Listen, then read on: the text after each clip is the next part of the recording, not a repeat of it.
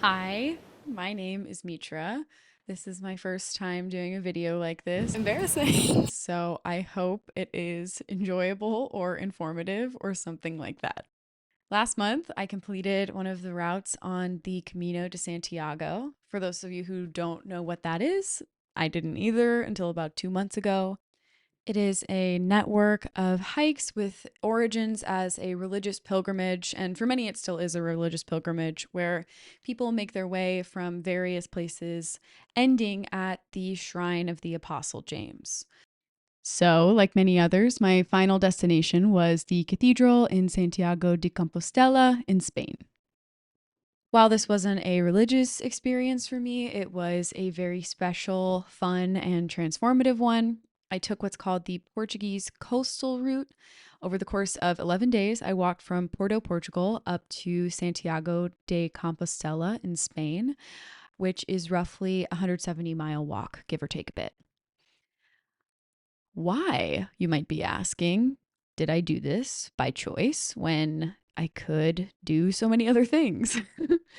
People do this walk for so many reasons. And for me, well, reader, I made the decision to walk without completely understanding why I wanted to do it. I think I do that with a lot of major decisions in my life, and it is something that I like about myself. I follow my gut in important moments without overthinking why I'm being pulled so strongly toward or away from something. With this hike, I read an article about it on the REI website and instantly knew that it was something that I wanted to do.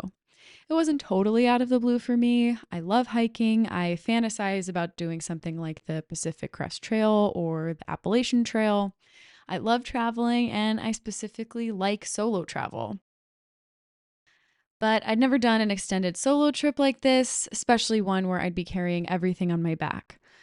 I felt deeply that it was the right choice for me right now. And I felt like, hey, I'm unemployed. I can swing this financially. Everything I read online said that this is a great hike for solo female hikers. And it looked like a beautiful and new experience. And I'd never been to Portugal.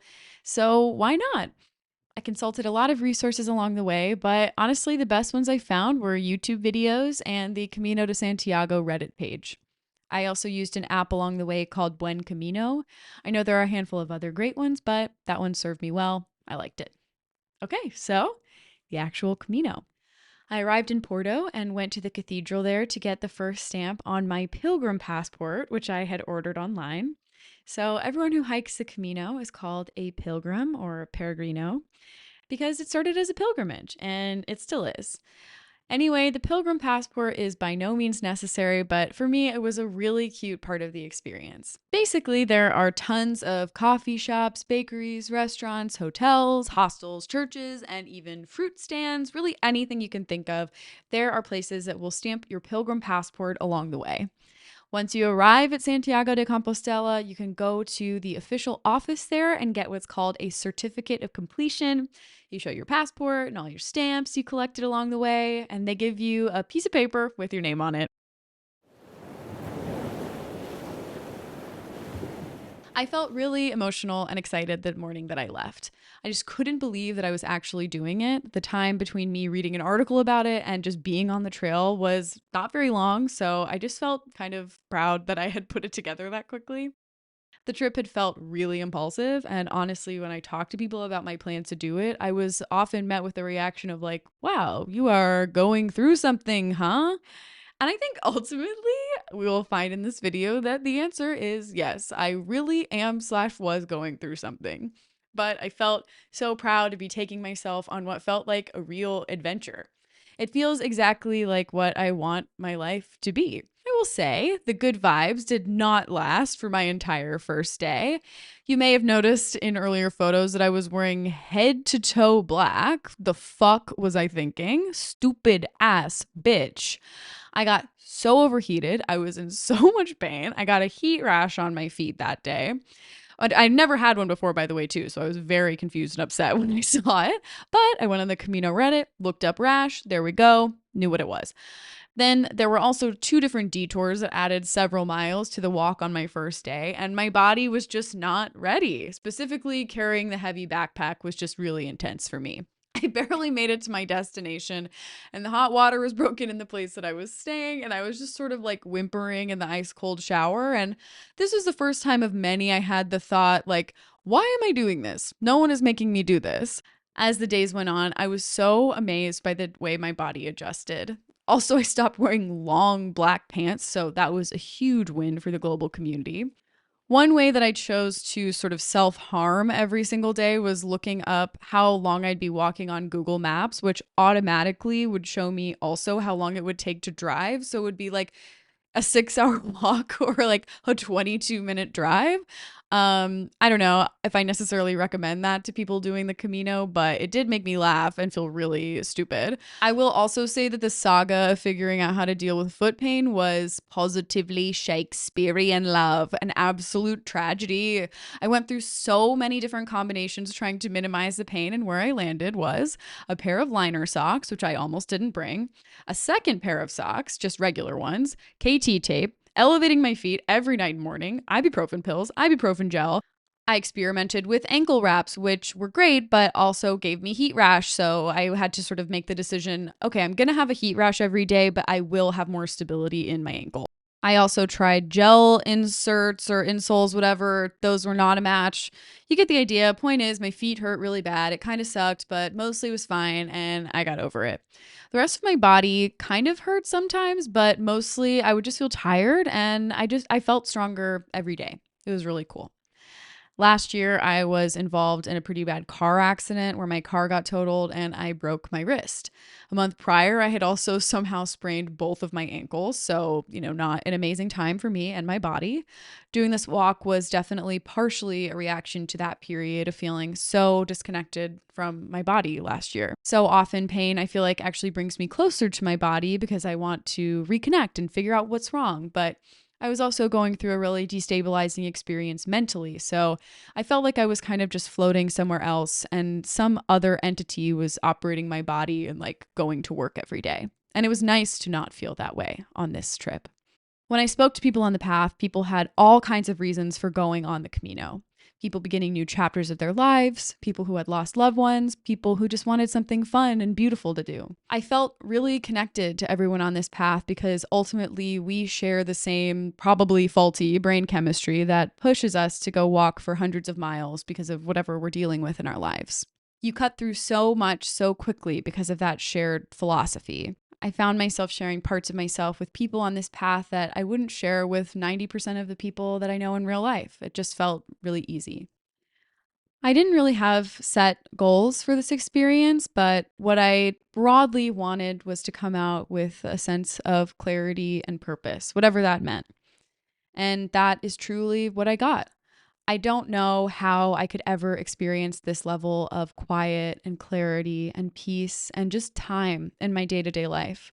I don't even know if I would want to or have the willpower to do that. I like a lot of the little distractions in my life. I like all the places I can go and the people I can see and the things I can do and read and watch and listen to. But the beauty of this walk was how little I, quote, needed to do and how little I really needed to think about. Each day was just about walking, eating, and hopefully timing bathroom breaks correctly so that I didn't have to pee on the side of the road. Spoiler alert, I did pee in the side of the road. At a certain point, things shifted for me. The first few days, my mind was racing. I hadn't had this much time to myself in a while, or I guess ever, actually. And I guess I just had a lot to think about. But as time went on, there were pockets where I felt like I wasn't actually thinking about anything at all. It was meditative, and I was happy to achieve a positive, smooth brain feeling. I normally associate that level of sort of brain inactivity with watching like 18 hours of reality TV in one sitting. And by the way, I love that experience as well. But this felt different. This was not numbness. What I described before was numbness. This had energy. This was alive in a different way. The space that this walk cleared led to what I would describe as one of the most profound moments of my life, and definitely, for me, the most impactful day of this experience. A little more background on me and my amazing mental state slash the general state of things going into this. You know, hard time sort of generally right now, but over the past few years, I've lost a lot of people that I love and really care about. And every now and then, one of them, my grandpa, who I called Poppy, appears to me in lucid dreams. My love for Poppy was deep, significant, and unlike any love that I have ever known or will ever know again. But in the almost 2 years since his passing, I've started having lucid dreams that involve him. The content of the dreams feels private and too precious to share at this moment, but I'm really grateful for those dreams. It's our love coming together to create new memories outside of time. It's beyond logic, beyond explanation, and it has completely changed the way that I view death. The dreams give me a new way to live, a new way to see the world. I wake up crying when I have them because I am so overwhelmed by the beauty of getting more time with him. There could never be enough time together, but I will always, always take more. Every night before going to sleep, I hope that he'll appear, but it doesn't happen often. One day on the walk, I passed a chair on the beach. I sat down next to the chair, for some reason, not in the chair. I still don't really know why. And for a while, I was just gazing out at the water, taking a rest. Suddenly, there was a shift in the air, and I felt completely overcome by the memory and presence of Poppy.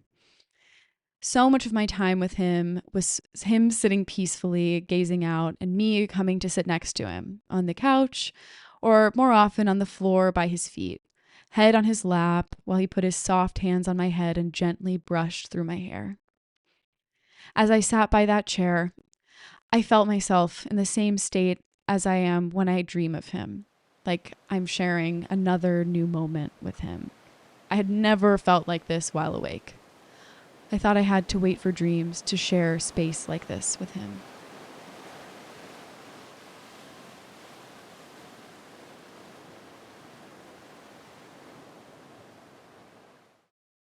What I realized was this: while the dreams are incredible, it's not necessarily the being asleep that pulls me closer to his memory and his love. What pulls me closer to his love is creating space between me and the noise that so often surrounds me. It is in my control to create quiet, peaceful situations, most often in nature, where I can sit and look out for him. How many times have I walked past a chair where he could have been sitting, waiting for me to join him and look at something beautiful together? So, while I don't necessarily think that I am coming back from this trip a brand new person, I am still very much watching Love Island. I do think I'm coming back lighter. The last few years have been hard. We know things are going to stay hard. But the whole way through this walk, I was journaling, and for the first time in so long, I was writing at length about how grateful I was and really, really meaning it. I could not stop thanking myself, thanking my body, thanking my friends, my family, my whole life. I felt strong. I felt connected to the world. I felt connected to myself, my body, and I felt connected to my loved ones. When I think about how I was moving through the world a year ago, I now completely understand why reading one article on REI.com was enough to make me fly across the world. I really, really needed something. This experience shot me back into my body in a way that I will always be grateful for. I had so much fun. I laughed so much, obviously cried a lot. I wrote, I drank great wine. I ate so much good food. I made declarations that I would never look at my phone again and then pulled out my phone 90 seconds later to watch Love Island UK. I pissed all over my pants on the side of a highway in broad daylight.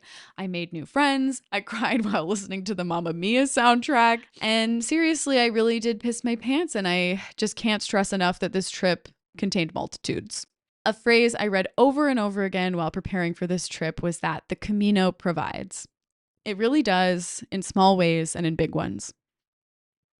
Everywhere you look, there are arrows telling you where to go.